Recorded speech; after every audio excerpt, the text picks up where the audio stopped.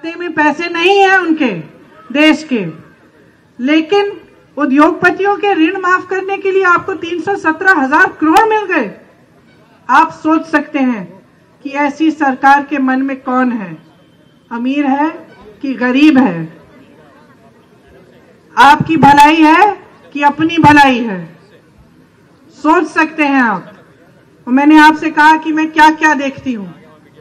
मैं भदोई गई, भदोई में बुनकर मिले में से बुनकरों ने मुझे बताया कि जीएसटी की वजह से उनके तमाम उद्योग बंद हो रहे हैं, कि जब वो कालीन बुनते हैं तो कालीन का धागा अलग जीएसटी, कालीन का रंग अलग जीएसटी, इतने त्रस्त थे।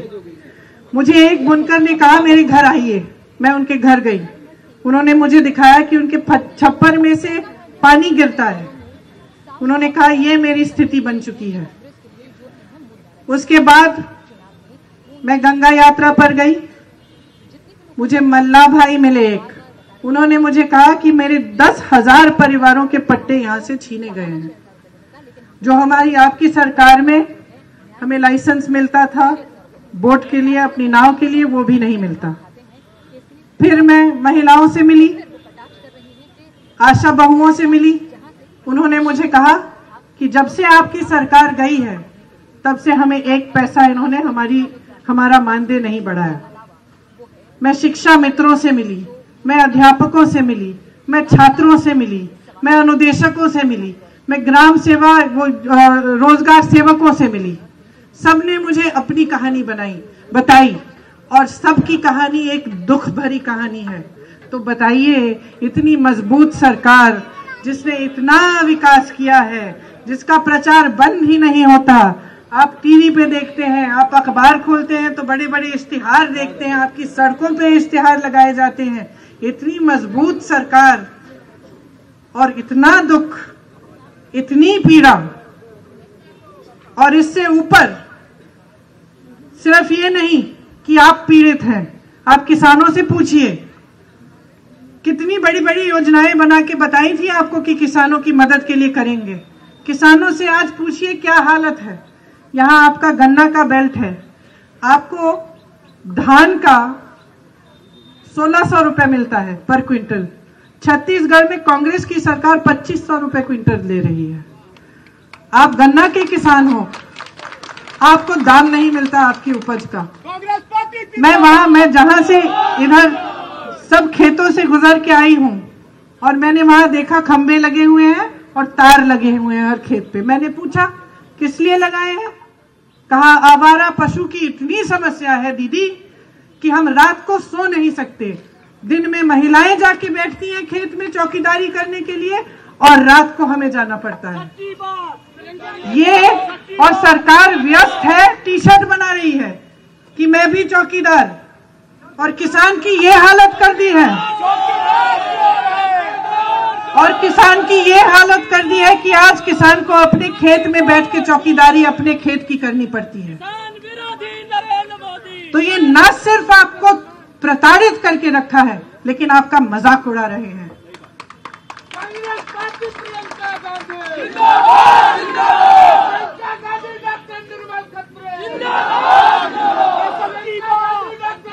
ये एक बड़ी बहुत बड़ी गलतफहमी में है, और ये गलतफहमी अक्सर लोगों को हो जाती है जब वो सत्ता में होते हैं।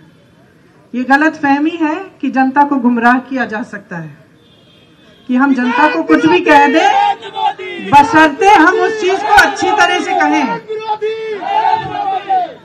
कि हम जनता को कुछ भी कह दें बशर्ते हम उसको अच्छी तरह से पैकेज करें, उसकी मार्केटिंग अच्छी हो जाए, सब चमकता हुआ दिखे, तो जनता गुमराह होके हमें दोबारा सत्ता देगी।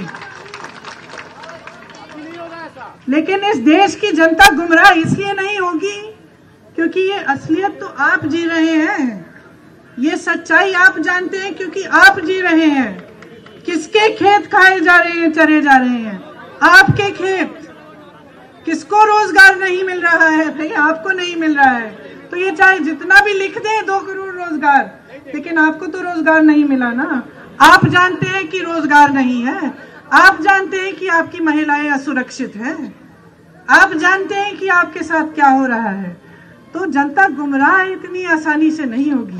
लेकिन एक शिकायत जरूर है कि आपने एक ऐसा सिलसिला बना लिया है राजनीति के साथ और नेताओं के साथ कि नेता समझते हैं कि वो आपसे मजबूत है, और ये शिकायत आपसे है, नेताओं से नहीं। क्योंकि उनका तो स्वभाव ही होता है कि जब सत्ता मिल जाती है तो सर थोड़ा फिर जाता है।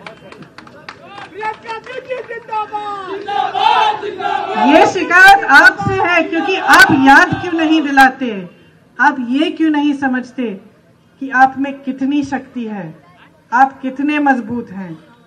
ये जितने भी ऐलान करते हैं आपके सामने कि 56 इंच के सीने हैं और बहुत मजबूत है और बहुत शक्ति है, इनको सिखाइए ना कि असली शक्ति क्या होती है। इनको बताइए, इनको बताइए, इनको बताइए कि राजनीतिक शक्ति प्रचार की शक्ति नहीं है। राजनीतिक शक्ति सबसे बड़ी शक्ति ये है कि जनता की आवाज सुनी जाए। जो जनता की आवाज सुनता है उसे राजनीति में शक्तिमान कहते हैं। क्योंकि राजनीति एक सेवा है। और निर्मल खत्री जी ने भी कहा, उन्होंने कहा सोनिया जी ने आपको ये सड़क दी, रेलवे लाइन दी। कोई कहेगा कि सरकार ने आपको ये सड़क पुरस्कार में दी। माफ करिए निर्मल जी, लेकिन ये कोई एहसान नहीं है, ये कोई पुरस्कार नहीं है। ये आपकी सड़क है, आपकी रेलवे लाइन है, ये आपका अधिकार है, ये आपका अधिकार है, आपका हक है।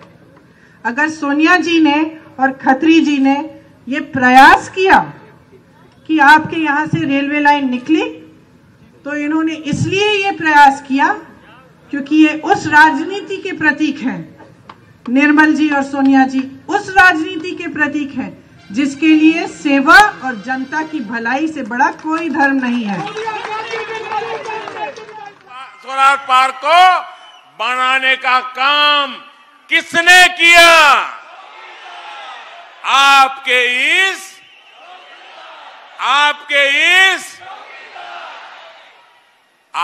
इस चौकीदार ने किया। కర్నూలులో Indian institute of medical sciences కానీ కర్నూలులో మెగా సోలార్ का सेवक है, उसका धर्म होना चाहिए। तो अगर आप ये बात ठीक तरह से समझें तो आप इन चीजों को एहसान नहीं मानेंगे। तो जब नेता आपके सामने आएंगे, आप उनसे पूछेंगे कि आपने क्या किया मेरे लिए, बताइए। और उस नेता के दिल में भय होना चाहिए। मैं अपने कार्यकर्ताओं को बता रही थी अमेठी में कि मैं गंगा यात्रा पे गई तो एक गांव में लोग ऊपर ले गए, तट के ऊपर। तो वहां के प्रधान थे, उन्होंने कहा दीदी अभी कह दो कि यहाँ पे पुल बनाएंगी आप, और एक पुल बनेगा यहां से दूसरी तरफ तक। पहला IIM, पहला एम्स किसने स्वीकृत किया? आपके इस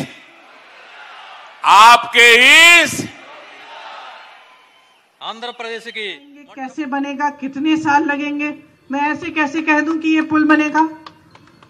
ये डर जो उस समय मेरे दिल में जागा कि बगैर इस वादे को पूरे करने के इरादे का, कि बगैर इस वादे को पूरे करने की सक्षमता हुए मैं ये वादा नहीं कर सकती, ये डर हर नेता के दिल में होना चाहिए।